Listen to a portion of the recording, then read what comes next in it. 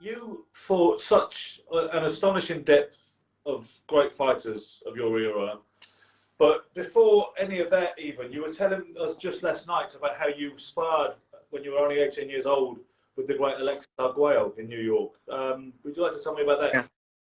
Well, that was, right after, winning the Golden Gloves and stuff like that in New York. Arguello came to fight. I don't know who he was going to fight there, but we was at the same gym. So it was an honor for me to box with him. So I asked, and we boxed. And he really, he had a hammer of a jab. His jab used to hit you, and you could feel it in the back of your head. Yeah. I'm saying, wow, you can't let this guy hit you too many times. So I boxed him. I did very well with him. I didn't try to knock him out or anything like that because no disrespect. He's a great fighter, a great champion. And he helped me out. He showed me a couple of tricks after that and all that. And that's the way, that's the way it happened. How much of an amateur career did you have, Juan? Not a long one. I just, I think if it was 3 years, I think about 3 years amateur. And I only, official fights, I only had like 10, 11. And, fights that we used to call like burners. We used to go to the gyms. Altogether, I probably had like 29 amateur fights. Yeah. So you used to box on what they call the smokers? Yeah. Yeah. Okay. Yeah, we just like cockfighting or dog fighting. They just bring you there. People bet and whatever, we get trophies. Cool. Well, I know you were managed by Howie Albert, and that also led to working with Emil Griffith. Who was your head trainer from the start when you turned over? Well, when I started with a guy in my neighborhood that he used to box. And his name was Carlos Espada. His real name is like Carlos Hernandez. Yeah. He used to call himself Carlos Espada. And I used to carry his bag to go, to the fights and all that. And he thought I was scared of boxing. And I said, I'm not scared. I'll fight anybody. Yeah. And it took me to fight a junior Olympic champion. Was named Jimmy Cruz, 112 pounds. And I weighed myself. They weighed him. And when they asked, Espada, how many fights he has? Espada said, none. And the father of the other one said, nah, he can't fight him. My son got over 30 or 40 fights. Yeah. And I would have fought him anyway, but they put somebody else, somebody that was new. And we went to a decision, and the other kid won. And I wanted to get him back, so I kept training. So you trained at Gleason's in the like 70s and 80s, the early 80s, right? Well, yeah. Well, but I started in a different club. I started in Luna Boxing Club, and then I went over to Haram Manzanet, which is Solar. That's where 28th Street. That's where Griffith was. Yeah. And all the great fighters they were through there. Okay, so in only your 17th pro fight, you were into your first world title shot against the great Salvador Sanchez and took him 15 rounds. Actually, I only had 14 fights when I fought Salvador Sanchez. Salvador Sanchez had about 37 fights at that time. That was a great fight because I learned a lot from Salvador Sanchez on that fight because, you expected I expected it to be easier, and I thought I could have got to him, a little more, but the experience took over. He did what he had to do, and I learned a lot from that fight. So I know that next fight that I will have, I was going to do better because I know the limit that I pushed. Because he should be a contender for a number of years to come, and who knows? With some luck, maybe even a champion. But this kind of thing, it'll be a lesson for him, I'm sure, but how much will it take out of him? And not too long after that, you had a great result taking out Rocky Lockridge in 2 rounds. Well, Rocky Lockridge, that's another thing. That's learning experience and all that. The couple of fights I had, because I fought a guy named Phil Clemente from the Philippines. Yeah. I think Rocky Lockridge fought him too, but I don't know. I think I stopped him. I'm not sure in late rounds. But he was another good fighter. And when I fought Lockridge, it was something that I was prepared for. Yeah. He was #1 contender. I was like #2 contender, and we had a thing. He who was the best. So yeah. I said, I'm gonna get this guy. I mean, and I worked really, really hard for it. And that helped push you into your second world title shot against Eusebio Pedroza. He was a great fighter, but we watched it, as you know, on one of my reruns a couple of nights ago. Yeah. And it was obvious that you feel quite passionate and still quite annoyed about this fight. And I'm still mad. I'm still mad about this fight because, you know, it was cheated all through the fight. You know, the referee, he's no good. He was bored. His name, Guy Dutra, and he was working for the WBA. And if I would have fought the way that he was fighting, they would have stopped the fight and gave it to him anyway. So. Yeah. Why I'm going to do that? I'm going to take my chances. I took my chances. I took the pain. People don't know what you feel in there when you get hit on your groins, when you get hit in your back. You know, it takes a lot of energy out of you. You could be in the best condition in your life, and you get hit a couple of times, low blow. Believe me, you're going to feel it, and you're going to lose a lot of strength. And that's what happened.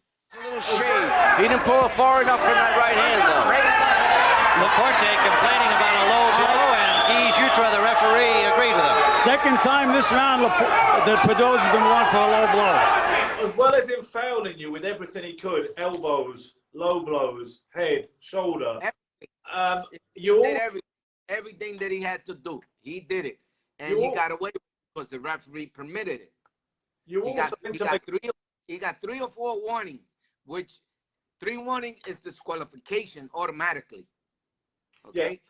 The rules and regulation from Atlantic City was no substance in the corner. And every time he went to the corner, when I heard him, they gave him ammonia, the smelling sauce. You know that, right? Well, that'll wake up anything. He was accused of that against Barry McGuigan too. I mean, I know he lost the title that night.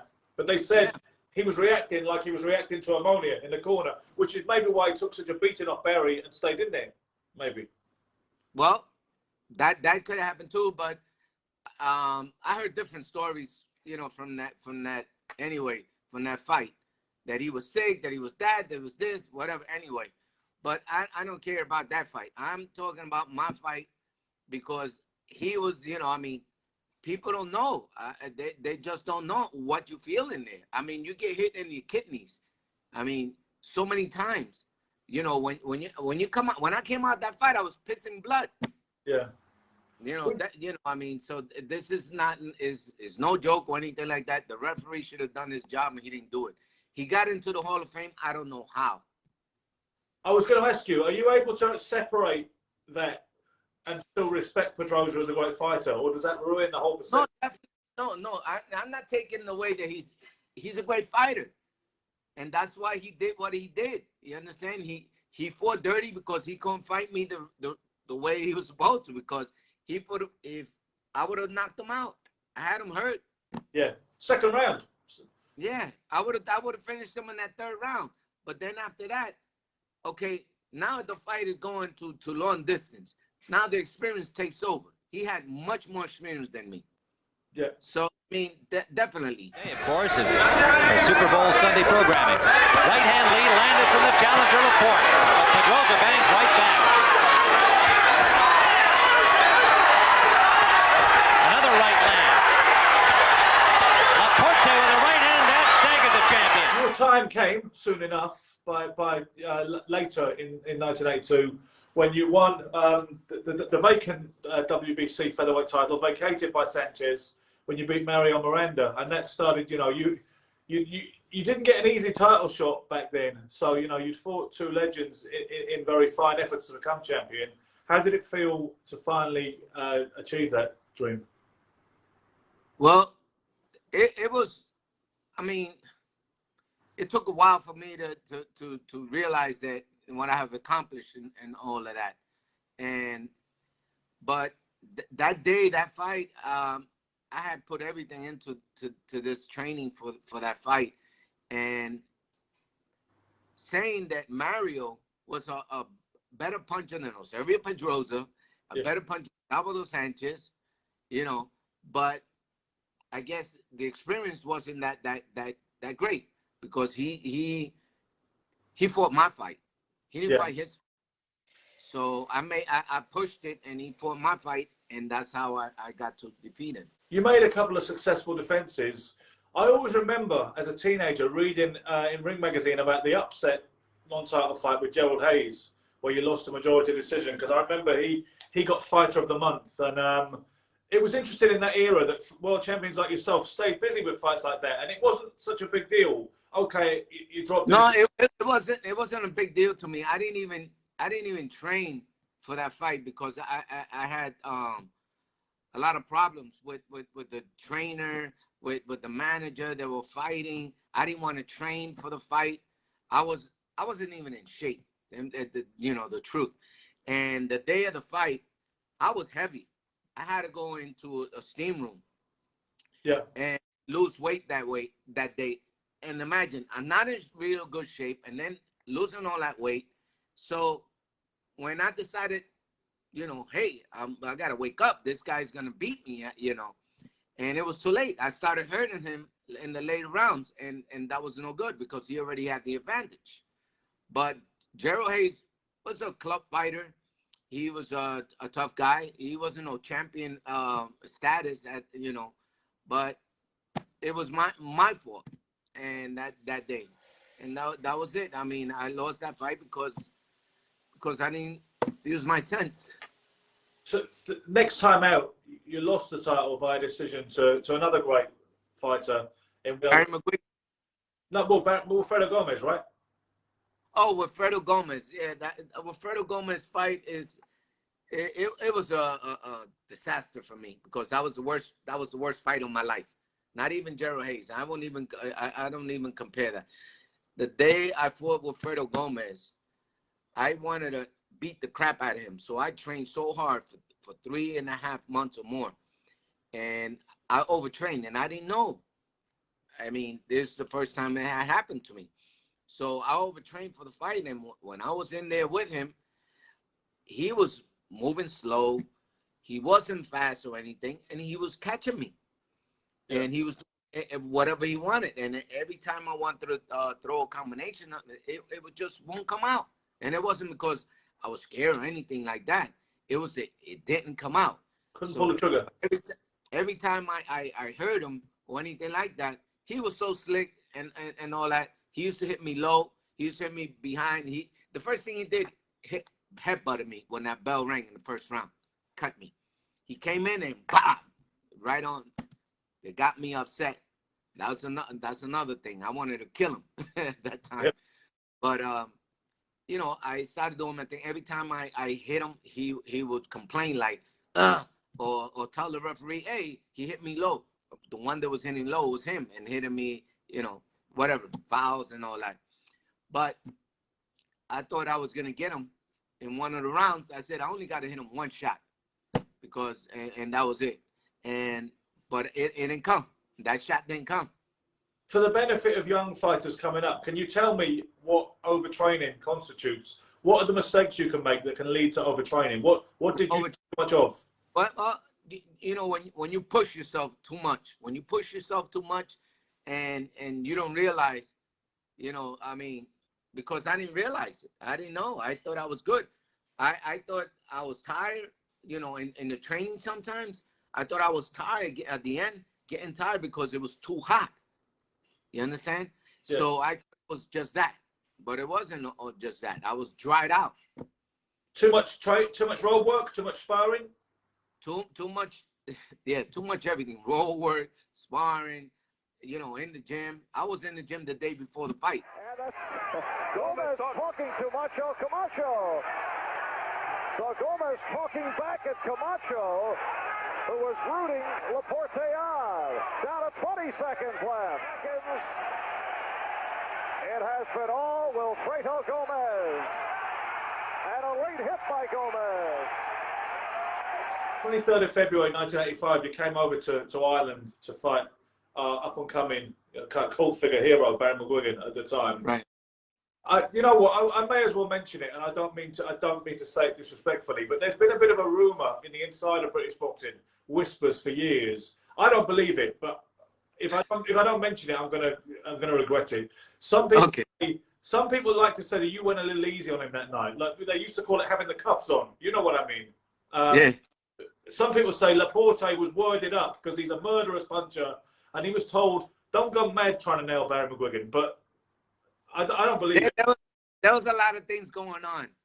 There was a lot of things going on, threats, people talking, and they say, "Oh, if you beat this guy there, they're gonna ransack you guys and all of this." And you know, you're thinking. So I was taking it, you know, a little easy. I was hitting him, you know, good shots and everything. He's not, you know, but when I decided to fight really and start hurting him, then I said I got this guy, and I had him almost knocked out, almost in the last round. Yeah. And they stopped the fight 7 seconds before, because they said I heard that Mickey Duff.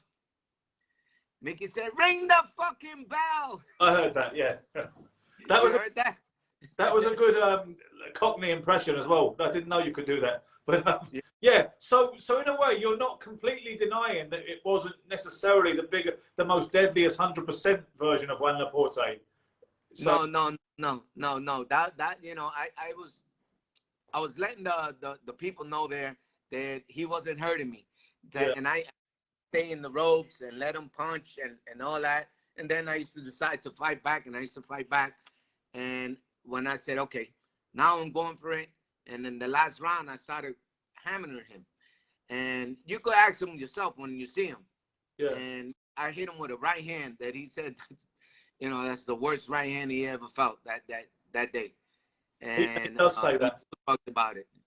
And, you know, but 7 seconds before the fight ended, somebody jumped in the ring and they ring the fucking bell, and that was it. And they raised his hand, you know. Each time I say that, Laporte will land a heavy punch, and then you wonder how the officials may be scoring this fight. Again, 3 international judges doing the scoring.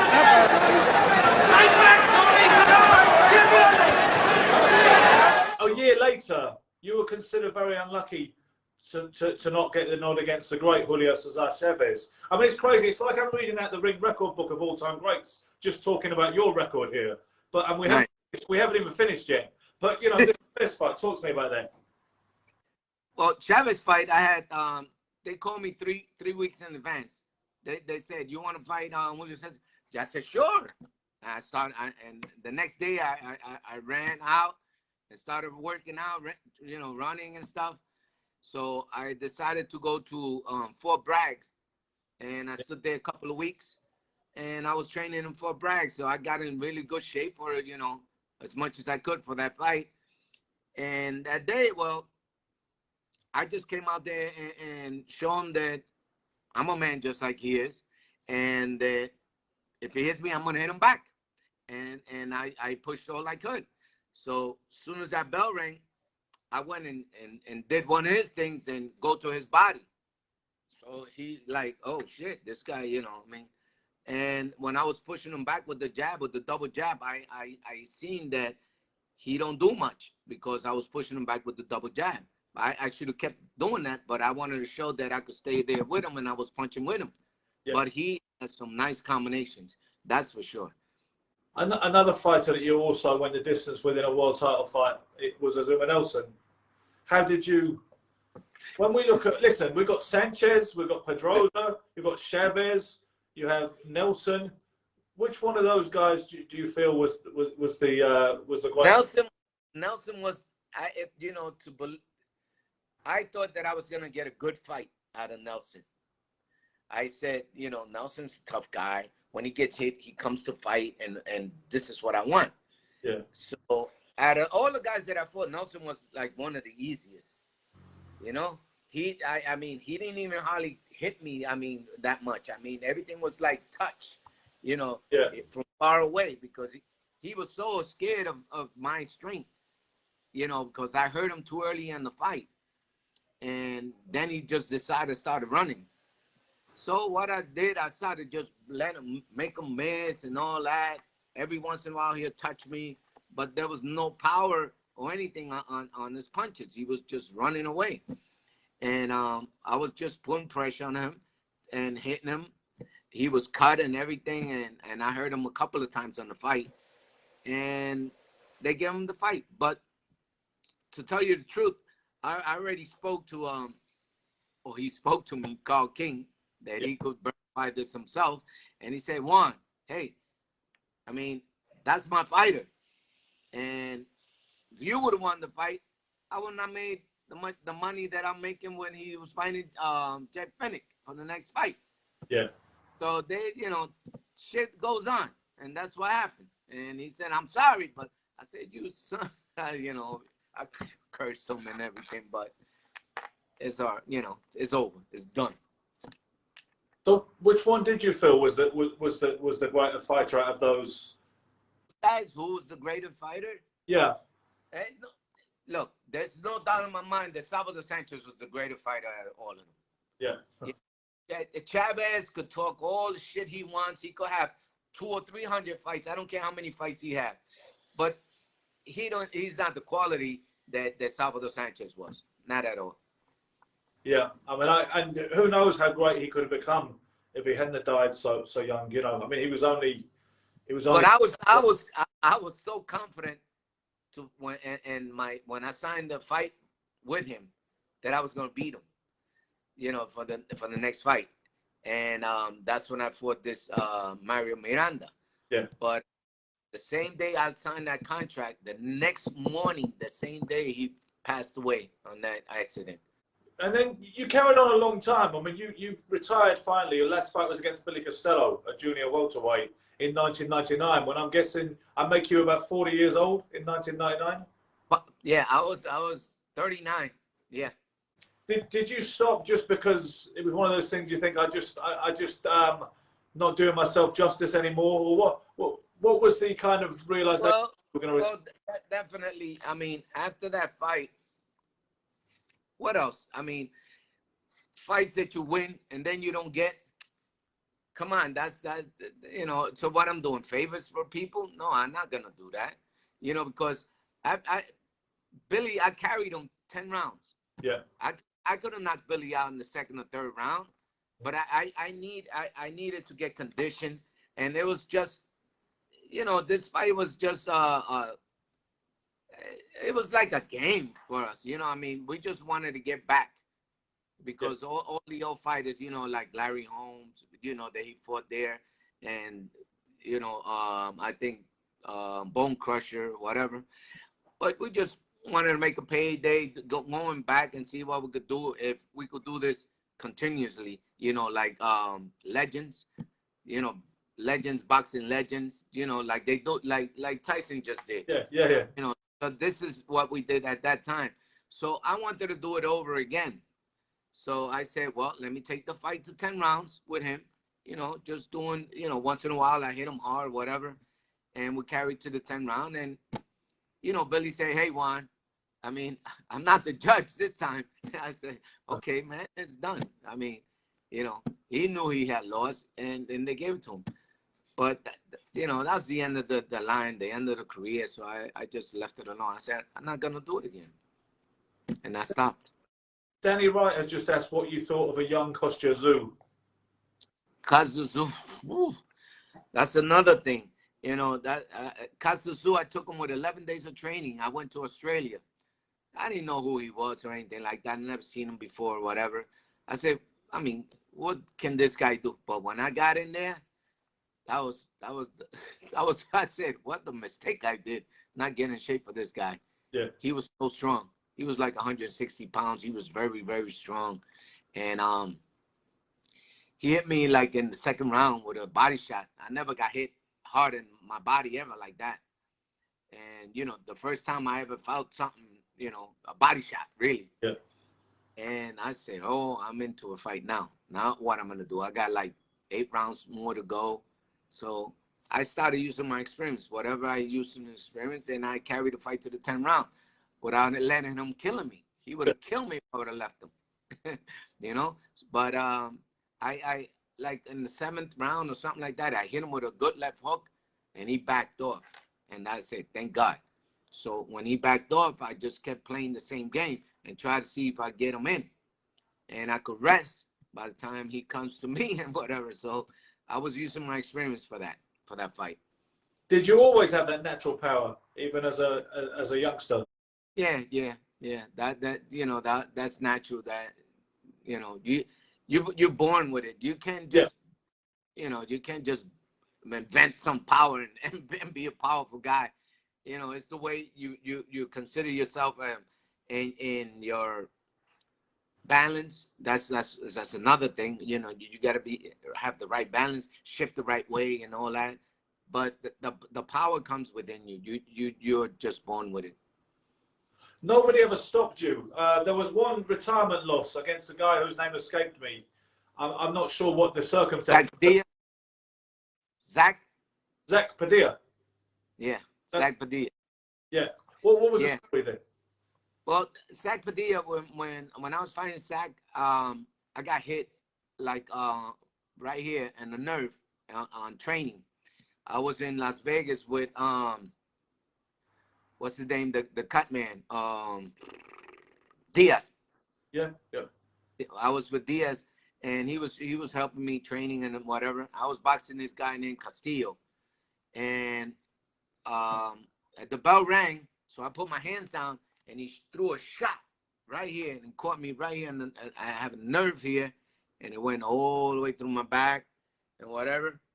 And I took off my mouthpiece because I thought my teeth were gone. I didn't feel my this side of my face for about 6 months.